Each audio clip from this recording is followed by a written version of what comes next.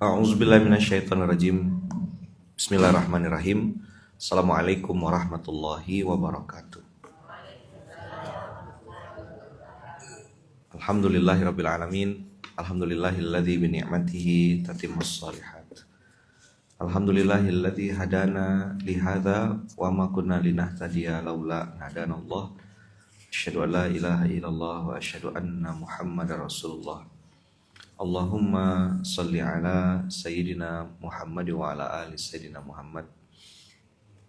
Qala rabbi syrah li sadri wa yassir li amri wahlul 'uqdatam min lisani yafqahu qawli, amma ba'd. Kemarin kita bahas tentang awalam yaral insanu anna khalaqnahu min nutfah fa'idha huwa khasimum mubin. Setetes air mani yang kemana-mana bawa kotoran, ujung-ujungnya jadi bangkai ini memang tidak boleh membanggakan dirinya atau merasa dirinya lebih baik. Tapi karena nasiya khalqah, dia lupa proses penciptaannya, maka dia bisa ngerasa lebih dari orang lain. Nasiya khalqah, dia lupa penciptaannya, sehingga dia ngerasa dia boleh gitu merasa lebih mulia, lebih pintar dari orang lain. Nasiya khalqah, lupa penciptaannya, membuat dia merasa ya kesuksesan itu atas keberhasilan dia gitu. Nasiya khalqah juga membuat orang itu akhirnya mudah gitu tersinggung ketika ada yang merasa harga dirinya diganggu. Kalau orang itu merasa dirinya berharga, maka ketika ada yang tidak menghargainya, dia akan marah, kesal. Sebaliknya, ketika dia ingat siapa dia dan dari mana asalnya, dia akan ngerasa setiap orang itu ya punya kelebihan yang sama, punya potensi yang sama, punya peluang untuk masuk surga yang sama. Yang muncul itu bukan merasa tinggi, tapi sayang, kasih sayang. Wa nasiya khalqah, inilah yang membuat iblis juga tidak mau sujud sama Adam. Padahal Adam juga bukan minta disujudi kan? Minta disujud dalam? Enggak ya? Enggak minta dia. Adam itu kan objek. Sebagaimana malaikat juga objek. Iblis kana minal jinni, makhluk yang Allah ciptakan itu juga objek. Jadi Allah ciptakan 3 makhluk. Malaikat sudah duluan, habis itu jin, habis itu manusia. Ini ja'ilun fil ardi khalifah. Allah ciptakan ini. 3-tiganya objek. Siapa subjeknya? Allah. Yang jadi masalah adalah nasiya khalqah. Bertahun-tahun, bahkan mungkin ratusan tahun atau mungkin ribuan tahun, wallahu a'lam bishawab, hanya Allah yang tahu. Berapa lama Azazil itu menyembah Allah? Kekuatan ibadahnya, ya kan? Hebat, luar biasa. Tapi begitu Allah perintahkan, dia jelas instruksinya. Aku ciptakan makhluk baru lalu suruh sujud, tidak mau. Itulah yang disebut oleh beberapa guru sebagai maksiat pertama di langit. Maksiat pertama di langit itu abang kakak namanya hasad.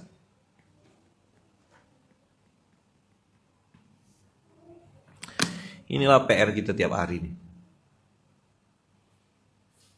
Nih ya, saya punya barang. Saya sayang-sayang barang saya tuh.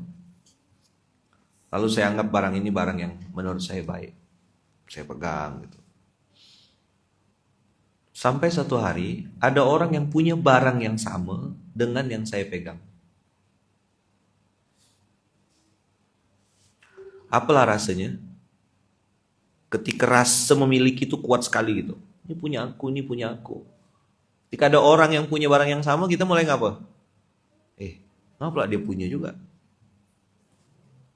Kenapa sama nih? Kau ikut-ikut aku ya? Ah, itu bahasanya. Bahasa budak kecil. Childish, kekanak-kanakan. Begitu ada orang yang punya barang yang sama, misalnya mobil, misalnya gitu, contohnya mobil, sama. Tapi mobil dia justru keluaran terbaru, lebih bagus. Apa rasanya? Langsung sakit. Merasa ini abang kakak. Nah, ini yang saya bilang latihannya tiap hari. Membuang hasad. Bahkan para ulama itu mengatakan, saya konsultasi dengan beberapa guru, beliau mengatakan hasad itu bukan penyakit akhlak, tapi penyakit akidah. Masih lupa enggak antum? Kenapa akidah?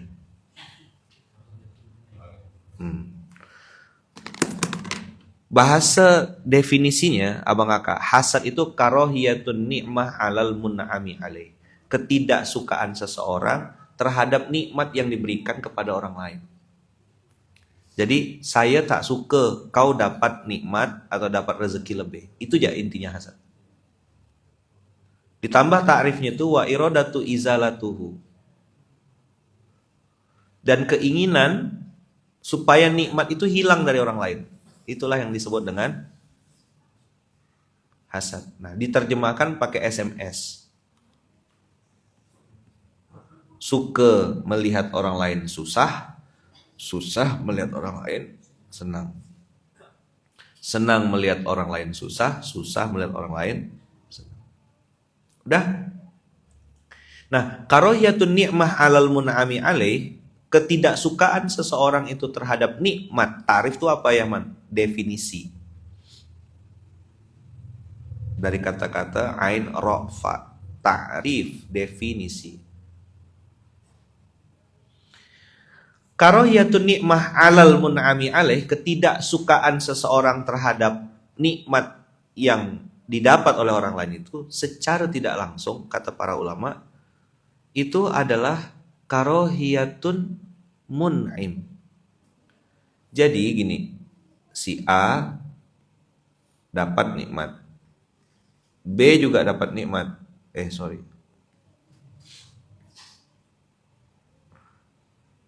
Entar. A dapat rezeki, B juga dapat rezeki. Dua-duanya dapat nih.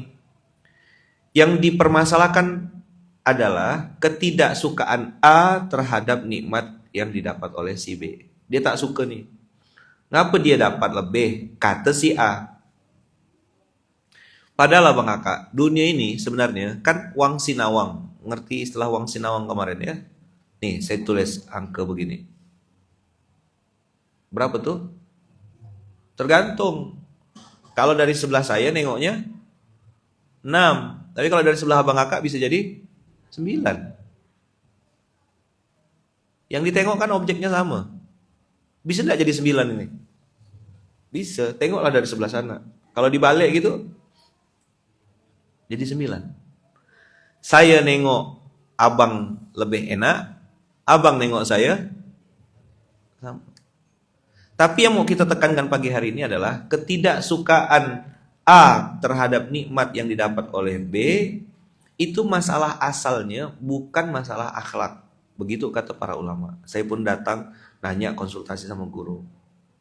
Kata beliau, yang jadi muskilah kenapa para ulama menyebutkan hasad ini adalah masalah akidah.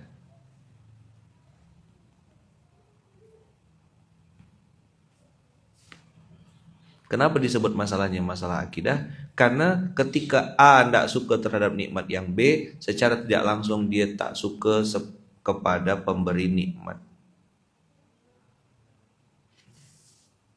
Inilah yang disebut masalah akidah. Saya ulang ya, antum-antum wakil pengasuh bisa sampaikan ulang. Latihannya sampai mati.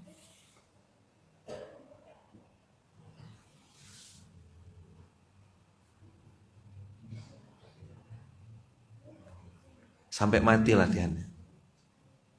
Karena setiap hari silih berganti Allah pergilirkan nikmat yang Allah berikan kepada orang lain.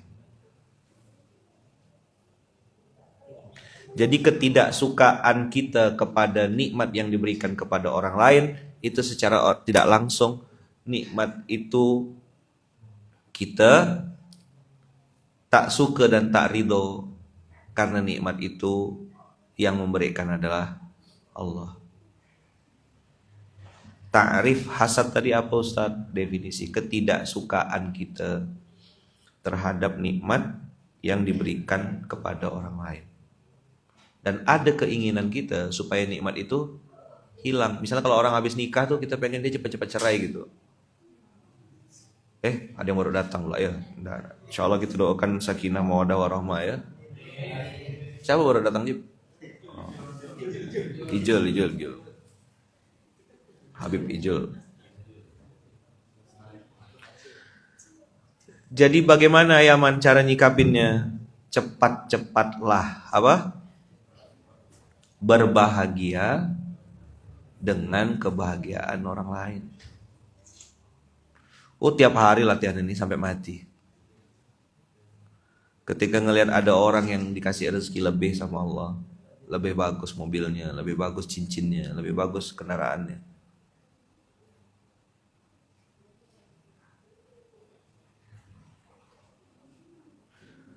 antum tengok di Facebook, tengok di Instagram, banyak tulisan-tulisan seliweran.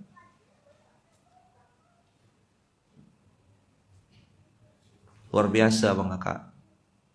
Karena kalau yang nonton SMK ini kan semakin kesini ini saya tengok orangnya itu aja. Nggak banyak penambahan orang-orang barunya gitu. Itu ya. Ya mungkin seuprit lah dari orang-orang seluruh Indonesia ini yang nonton SMK tuh ya seuprit aja. Nggak banyak. Minoritas. Nah, maksud saya abang kakak yang minoritas ini jaga hati karena maksiat berat tuh di sini. Kalau maksiat badan dan harta, insya Allah abang kakak udah nggak perlu saya ajarkan, udah bertahun-tahun gitu udah ngomongkan tentang bagaimana tubuh ini beramal soleh, harta ini juga dipakai untuk besarkan agama Allah. Itu clear lah insya Allah. Hati ini, saya pun latihannya tuh sampai detik ini masih ngelatih gitu. Kenapa doa Rabbana zalamna anfusana itu masih relevan sampai detik ini? Kenapa umroh itu masih harus minta ampun sama Allah? Dosa kita banyak. Aib kita masih ditutup sama Allah. Dosa dan maksiat itu nambah terus setiap hari. Amal soleh mudah-mudahan juga nambah gitu. Maka usikum wa nafsi bitaqallah, jangan kotori hati itu dengan penyakit-penyakit yang sebenarnya itu bisa kita lawan gitu. Nah, harus kita lawan. Salah satunya hasad. Karahiyatun ni'mah 'alal mun'ami 'alaih. Enggak suka nikmat itu didapat atau dimiliki oleh orang lain. Ngapa dia gitu? Harusnya kan aku. Sakit. Antum lihat ya doanya ya. Ini lebih tinggi lagi levelnya Bang Kakak.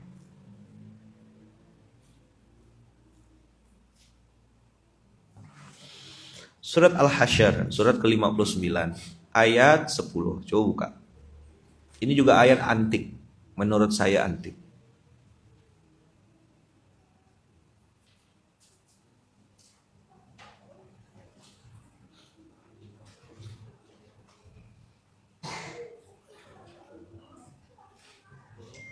Dapat?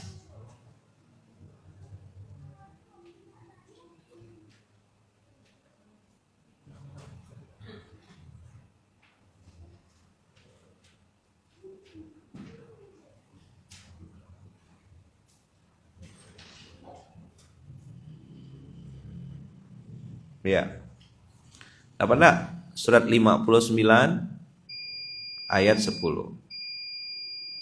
Walladzina ja'u min ba'dihim yaquluna rabbana ighfir lana wa li ikhwanina alladzina sabaquna bil iman. Sabaquna bil iman. Orang-orang yang lebih dahulu beriman.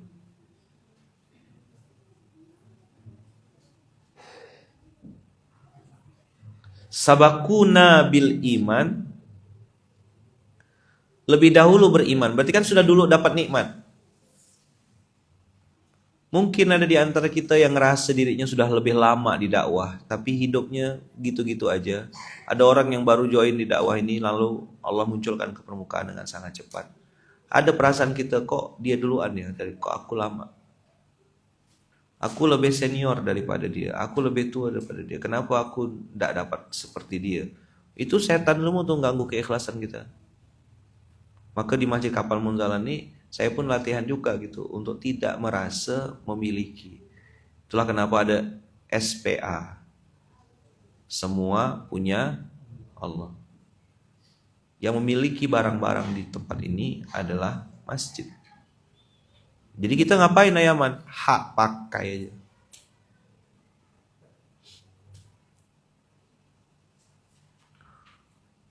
Walladzina ja'u min ba'dihim yaquluna rabbana ighfir lana wa li ikhwanina alladzina sabaquna bil iman. Apa kalimat lanjutannya? Wala taj'al fi qulubina ghillan. Ini menarik. Ini keren. Ghillan lilladzina amanu. Ini dia. Abang kakak berbahagialah dengan kebahagiaan orang lain itu, Masya Allah.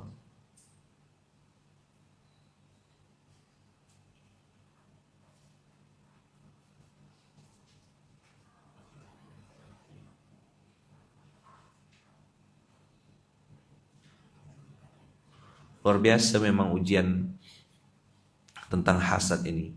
Kenapa? Gini, hasad termasuk kategori penyakit jiwa. Orang yang terkena hasad tidak merasa kalau dia sedang hasad. Jadi ketika tausiah ini disampaikan, dia akan bilang, kawan aku nih, coba kawan aku dengar materi Ayahman pagi ini. Padahal yang sedang dengar nasihat lah yang harusnya melihat ke dalam dirinya. TMS kan, tunjuk muka seorang. Ini baca mengakak usikum wa nafsi bitaqallah. Ini salah satu doa yang paling saya suka. Dan pada saat saya melatih diri saya untuk cepat berbahagia dengan kebahagiaan orang lain, inilah doanya. Wala taj'al fi qulubina ghillan lilladzina amanu. Ini antik banget doanya. Harusnya penyakit ghil itu kepada orang munafik. Ghil itu kepada orang kafir. Ini Allah bilang di Quran, wala taj'al fi qulubina ghillan lilladzina amanu. Berat doa nih.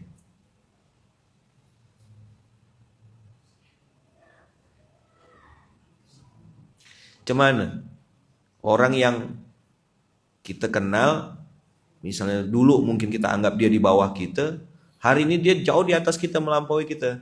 Sama-sama beriman, terus kita bilang, dulu aku, misal kayak di Gontor misal gitu. Contohnya nih, kayak di Gontor kan kita senior gitu, adik kelas kita. Terus sekarang ketemu adik kelas kita jauh lebih sukses daripada kita. Punya bisnis, punya usaha, kita masih gini-gini aja. Apa enggak rasanya? Terus dia bilang gini, ana belajar ilmu dari antum Ustaz, kata dia.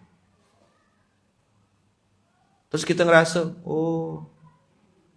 kau belajar ilmu dari aku tapi kau lebih sukses daripada aku. Itu gimana rasanya? Betul saat itu.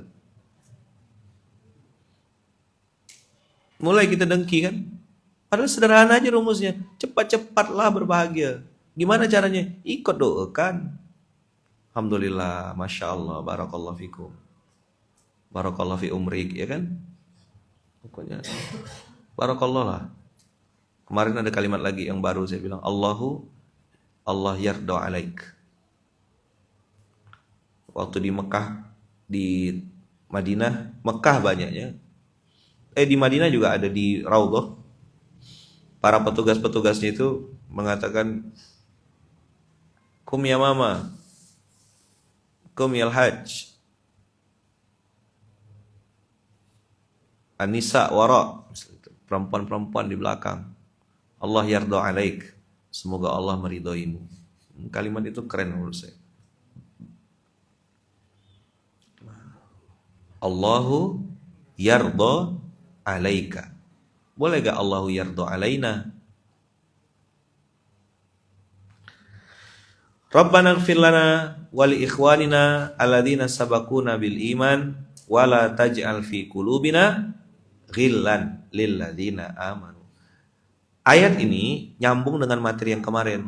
Yuslih lakum a'malakum wa yaghfir lakum dzunubakum. Supaya dapat islah dalam kehidupan kita, diperbaiki hidup kita. Siapa yang ngerasa hidupnya masih perlu diperbaiki sama Allah? Ada enggak? Oh, banyak. Gimana caranya supaya hidup kita ini diperbaiki sama Allah? Jaga mulut, jaga kata-kata.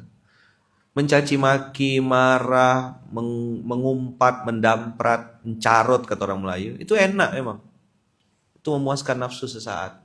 Tapi dampak buruknya kita sangsot. Hidup kita error.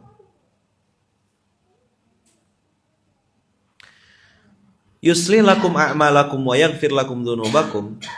Diperbaiki kehidupan dan diampuni segala dosa, itu rumusnya jaga mulut. Ittaqullaha wa qulu qaulan sadida. Jadi dia berputar di situ aja. Jaga mulut, jaga hati, jaga mulut, jaga hati, jamu jati. Tidak ada materi-materi lain abang kakak. Saya ngerenungkan gitu. PR kita nih ngejaga hati kita yang ini sangat liar gitu. Pagi apa, siang apa. Makanya jangan kaget kalau ketemu sama orang. Kok pagi ini begini, siang udah berubah. Kita mungkin bisa jaga diri kita, tapi kita tidak bisa jaga orang lain. Nah, bagaimana cara kita merespon dunia sekitar kita, itulah yang kita harus latihan tiap hari, tiap saat. Ini udah dengar SMK sama-sama, tapi respon atau tangkapan kepada materi yang disampaikan hari ini kan masing-masing beda. Ada yang badannya di sini, pikirannya kemana-mana. Ada juga yang badannya tidak di sini, tapi hatinya, pikirannya duduk betul-betul di SMK nih. Mungkin dia sambil masak, sambil nyiapkan sarapan anak, sambil di dapur, mungkin sambil berkemas, nyetrika. Ada ya nih yang dikerjakan mama.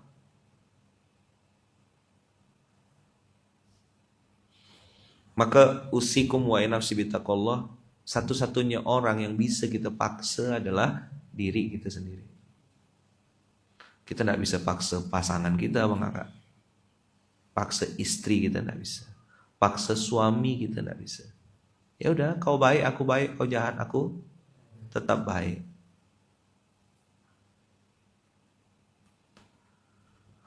Membalas keburukan dengan keburukan yang sama itu memuaskan nafsu sesaat. Enak memang. Dan kita semua punya kesempatan untuk membalas keburukan itu dengan keburukan lagi. Emang kau ya bisa marah? Emang kau ya bisa diamkan? Emang kau ya bisa caci maki? Aku bisa gak? Nusuk pakai pisau pun aku bisa.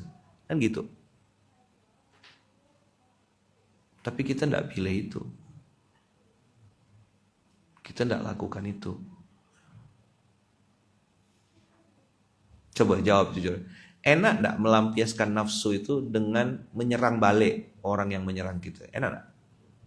Secara nafsu. Enak. Terpuaskan? Ya. Tapi, begitukah perintah Allah di Quran? Enggak. Saya ayatnya kan tidak dihapus sama Allah. Nih lihat. 41 33.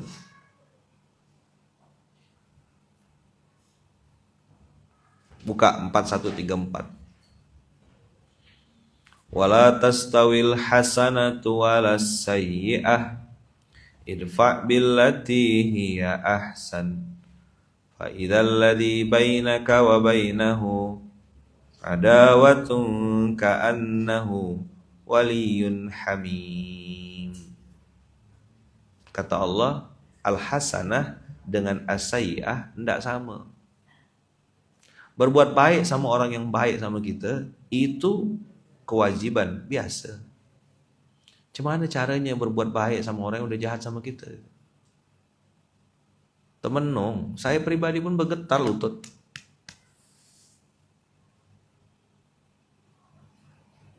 Dan orang yang kita baik ini, bukannya malah sadar, malah ngelunjak. Itu gimana rasanya? Makin jadi kata orang Melayu. Padahal kita mau membalas kebaikan pertama aja itu udah perlu effort luar biasa gitu. Nengok dia ngelunjak. Kurang ajar orang nih. Mendidih juga gitu. Setan langsung bisikan, lawanlah bila lagi gitu. Ini fase-fase yang sakit luar biasa. Ayatnya belum diedit abang kakak. Ayatnya tidak dirubah sama Allah. 4134 ini masih jalan. Saya pertama kali masuk ke Munzalan ini, To'ya ngajarkan saya ayat ini. Yang mentalakikan saya ayat ini To'ya. Idfa billati hiya ahsan, kata To'ya. Lalu kalau orang yang kita balas kebaikannya itu tidak sadar-sadar ya man, urusan dia sama Allah. Kita udah selamat, udah lepas.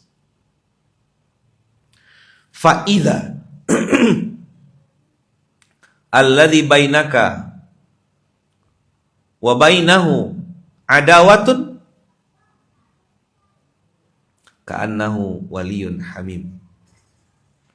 Jadi dalam kelakuan, dalam muamalah, interaksinya itu memang ada permusuhan. Kita tahu dia tak suka sama kita tahu dia marah sama kita tahu mungkin dia caci maki kita. Kita tetap tenang, lalu mengatakan, ya, bapak atau ibu atau abang atau kakak maunya gimana? Tetap tenang nih. Kalau ikut kan panggung palanya langsung. Pakai sekop untuk ngaduk semen tuh.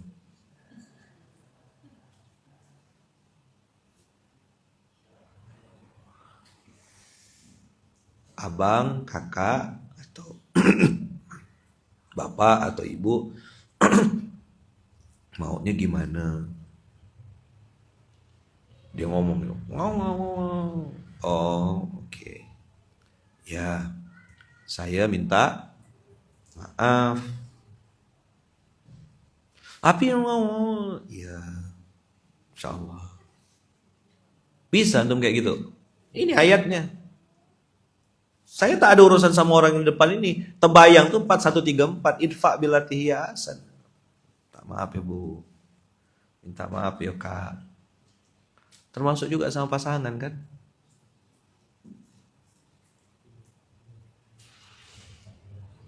Sama suami.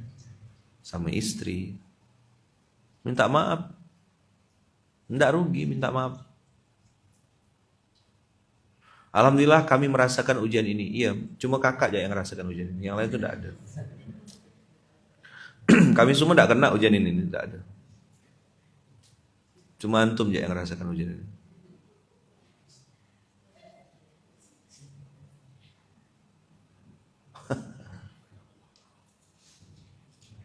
Fa idzal ladzi bainaka wa bainahu adawatun ka'annahu waliyyun hamim. Allah bilang kalau ada permusuhan di antara dua ini, seolah-olah mereka seperti teman yang sangat setia. Berarti orang ini bisa menunjukkan, ya kan? Dia tetap bisa bermuamalah dengan baik, walaupun sebenarnya hatinya sedang terluka juga gitu. Ya gimana? Abang kakak harusnya mungkin ya, misalnya kita kan kadang-kadang punya ekspektasi ya. Harusnya kita dapat apa gitu. Tahu pas kita sampai, kita datang, kita ketemu, ya tidak ada apa-apa, biasa aja. Kecil hati rasanya misalnya gitu ya. Tapi begitu memang cara kita ngelatih hati kita tiap hari, tiap saat, tiap detik. Di mana ngelampiaskannya, di mana memuntahkan kesedihan itu. Sajadah. Kan yang paling paham diri kita, yang paling ngerti diri kita, yang paling tahu siapa kita, Allah. Dan saya ngomong ini berulang-ulang. Satu-satunya orang yang saya harus paksa hanya diri saya.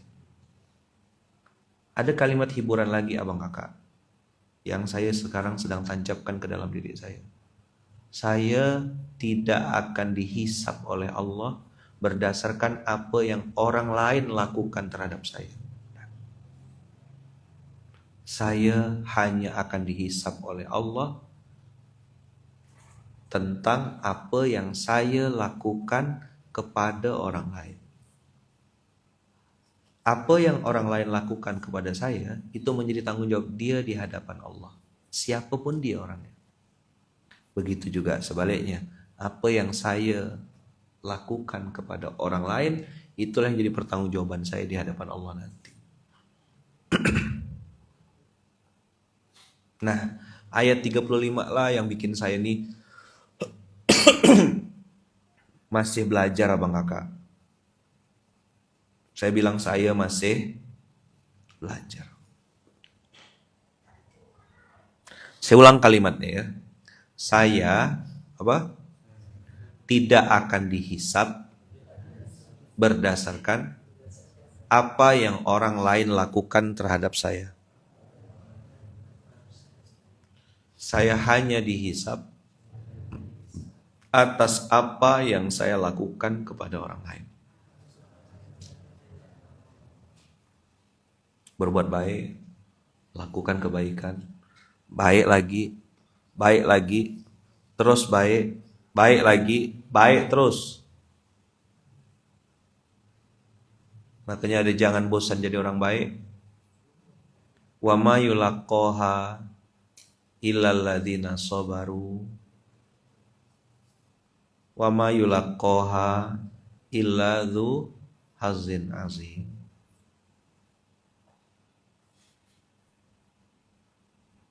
Perbuatan baik itu tidak bisa dianugerahkan kecuali kepada orang-orang yang sabar, dan kebaikan itu juga tidak bisa dianugerahkan kecuali hanya kepada orang-orang yang mempunyai keberuntungan yang besar. Tapi saya capek Ustaz. Saya udah berbuat baik. Apa yang jadi motivasinya? Manusia, kau berharap kau baik terus dia langsung baik? Enggak gitu rumusnya. Nabi Muhammad tuh sampai meninggal loh. Nyuapkan Yahudi buta itu. Baru masuk Islam si Yahudi ini ketika Rasulullah sudah meninggal. Betapa sabarnya baginda Rasul itu ngadapin tuh. Saya tuh ingat cerita-cerita itu ya. Enggak banyak. Saya terus terang abang kakak ya, pengetahuan saya tentang sirah itu sedikit sekali. Banyak ustadz-ustadz guru-guru yang ilmunya luar biasa banyak gitu. Saya taunya sikit-sikit ya. Tapi yang sikit-sikit itu saya coba berusaha memaksa diri saya untuk saya praktekkan semampu saya.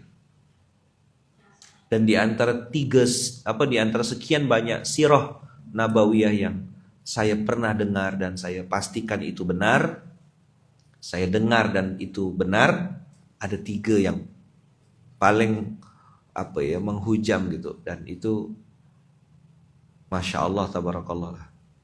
Maka ketika ada tadi kakak-kakak mengatakan ini yang sedang saya alami Ustadz, oh iya kakak aja yang alami, saya nah.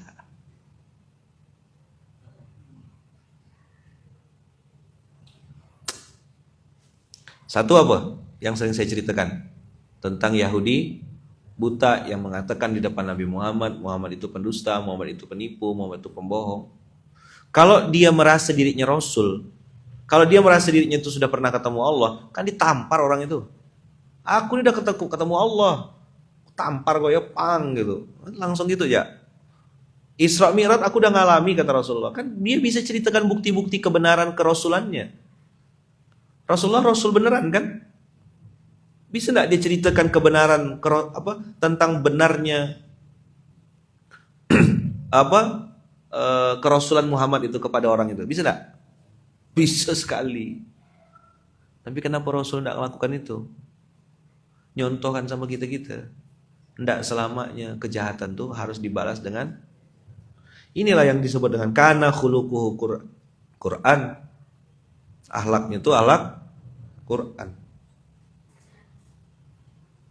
Yang selanjutnya, Yang kedua, cerita apa yang sering saya ceritakan sama antum? Episode Taif. Kemarin saya dengan izin Allah juga sampai lagi ke Taif. Belajar lagi di Taif itu. Belajar 2M. Memaafkan dan mendoakan. Apa yang harus kita latih abang kakak tiap hari? Usikum wa ya nafsi bitaqullah. Saya ngomong begini, nasihatin diri saya juga. Tugas kita lakukan dan lupakan. Berbuat baiklah, lalu lupakan kebaikan itu. Secepat-cepatnya. Supaya kita tidak ngerasa sakit. Ketika orang yang pernah kita tolong membalas kebaikan kita dengan keburukan. Atau bisa jadi abang kakak, orang yang pernah kita perbuat kita baik sama dia, tidak merespon dan tidak melawan atau tidak membalas kebaikan kita dengan kebaikan yang serupa. Tidak harus lebih, mirip aja. Itulah latihan kita seumur hidup.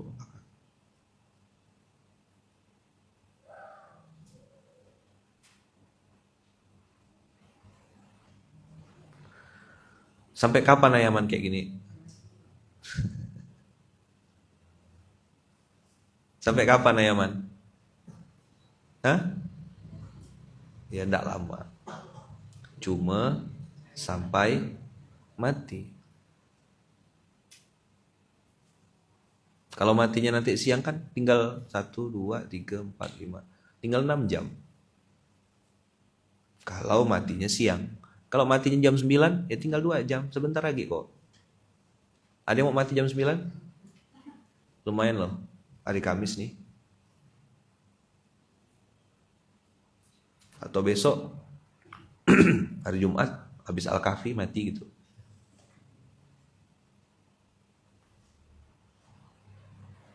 Kita masih ngalami 2 alam lagi. Ada alam dunia yang sekarang sedang kita ada alam barzah. Semoga alam barzah kita semuanya indah.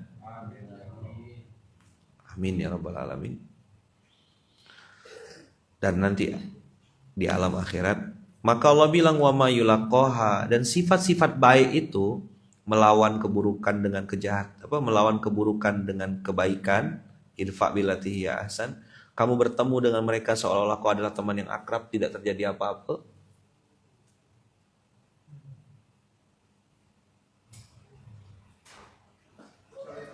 Assalamualaikum warahmatullahi wabarakatuh.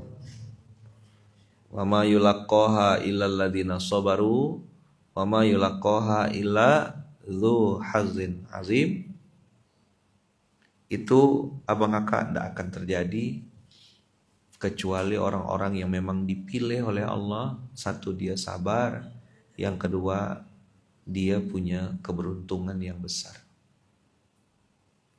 Nah, saya mengincar ini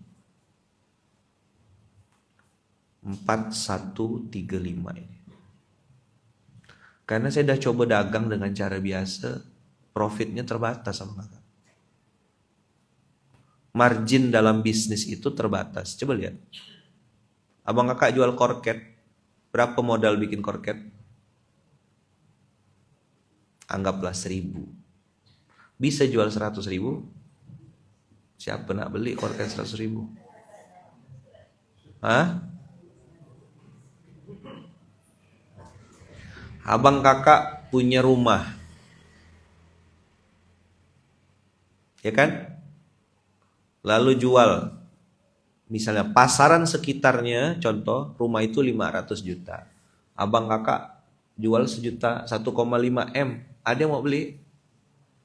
Tidak ada, orang bilang harga pasarannya tidak segitu.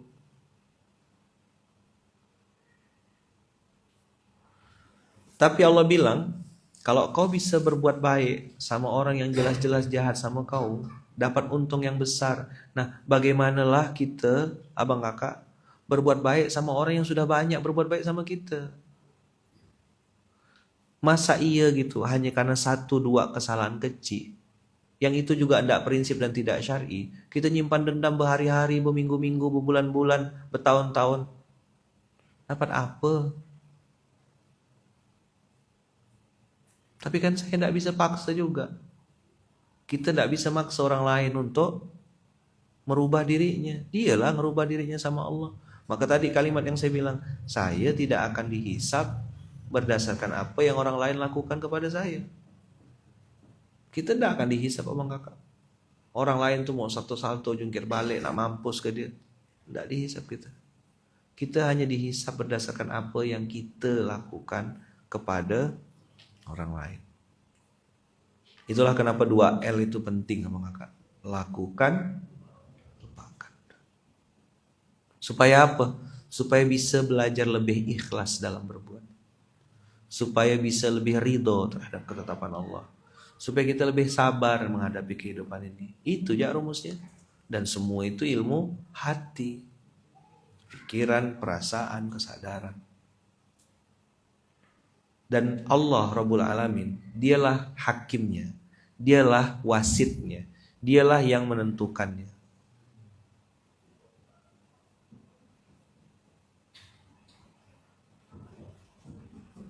Dia yang menentukan. Maka yang baik akan dapat balasan kebaikan, yang buruk pun akan dapat balasan keburukan, sesuai dosisnya masing-masing. Bisa dipahami kira-kira materi SMK hari ini? Nanti Ustaz Adam kan yang lanjutkan. Habis ini Ustaz Adam. Saya pamit. Abang Kakak, jazakumullah khairan. Doakan saya, doakan istri saya Bunda Uung, doakan anak-anak saya 4F, doakan mama saya, ibu saya, kami keluarga besar Masjid Kapal Munzalan, dan semua orang-orang baik, para muhsinin, para orang tua asuh, santri-santri, muslimin muslimat, mukminin mukminat, saudara-saudara kita di Palestina. Ya, mudah-mudahan semuanya dijaga, dilindungi Allah, dan kita minta sama Allah semoga kita semuanya istiqomah, wafatnya husnul khatimah, alam barzahnya indah, satu surga sama Rasulullah. Al-Fatihah.